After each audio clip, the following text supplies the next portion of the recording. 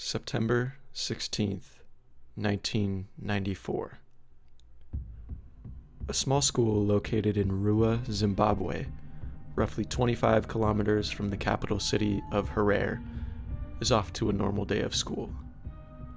Students are playing outside during recess, while all of the staff and faculty are inside, having a routine meeting. Everything seems to be just as normal as can be. The weather is warm, and the students, between the ages of 6 and 12, are playing all sorts of games throughout the schoolyard. At the time, absolutely nothing seemed remarkable about such an ordinary day. That is, until roughly 10 a.m. rolls around. What happened next remains one of the most puzzling events to occur in recent history, and is still under speculation and wonder to this very day. Now, we must take a deeper look at the most peculiar day of school that has ever occurred. Buckle up. The Ariel School is home to a small number of students in Rua, Zimbabwe, ranging in age between 6 and 12.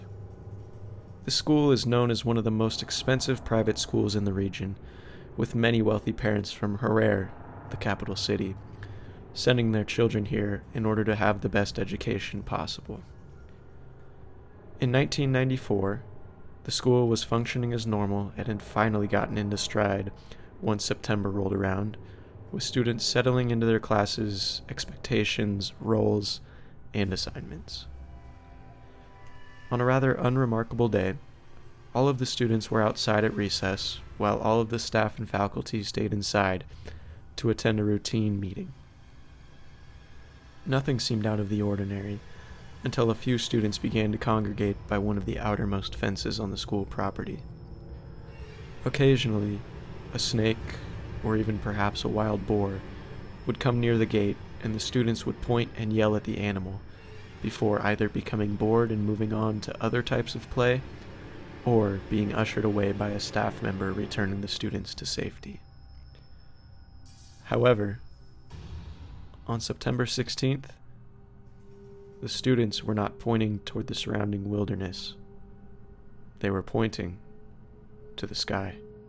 In all, there were 62 students at school that day who were running around the playground. For those lined up along the fence line and staring up at the sky, their lives were forever changed. As a small group of students began to gather around the fence, they looked up to see a shiny object seemingly hovering above the tree line. The group stared at the object, puzzled by what they saw and unsure of exactly what was just on the other side of that fence. The object was described as silver in color, and many of the students described the shape as a flying disc or saucer. To the amazement and horror of the students, the object slowly descended toward the ground and came to a stop once it reached the dirt, landing between two trees, a short distance away from the chain-link fence. According to eyewitness accounts from many of the school children, once the craft landed, 4 creatures climbed out. Each of the creatures had very large eyes, and they wore all black suits that covered the entire length of their bodies. The creatures seemed to look out at the students for a while before one of the most peculiar events of the day occurred. The students reported that the creatures began speaking with them telepathically, while saying that the students need to be more mindful of the environmental impact on the planet before it's too late. Other students reported that they were told to stay away from advanced technology, or else it would harm the Earth. Once the creatures had relayed their message, they returned to their craft and flew off into the sky, never to be seen again. The students were perplexed and immediately ran back into the school to tell the staff and administration about what had just happened. The first couple of stories were dismissed until many of the older students all had the same story to tell, and it was discovered that they had all seen the same thing. The principal assured everyone that there was a big misunderstanding and to carry on with the school day as usual. From there, many of the students went home that night and told their parents about what had happened, prompting the parents to make calls to the school asking for an explanation. Many professors, scientists, and news organizations caught word of the events and dove into a full investigation. Perhaps the most shocking revelation from this process revealed that although the students were all interviewed separately, they shared the exact same story and experience, and many were able to draw pictures that looked the exact same as what was drawn by others who were interviewed before and after them.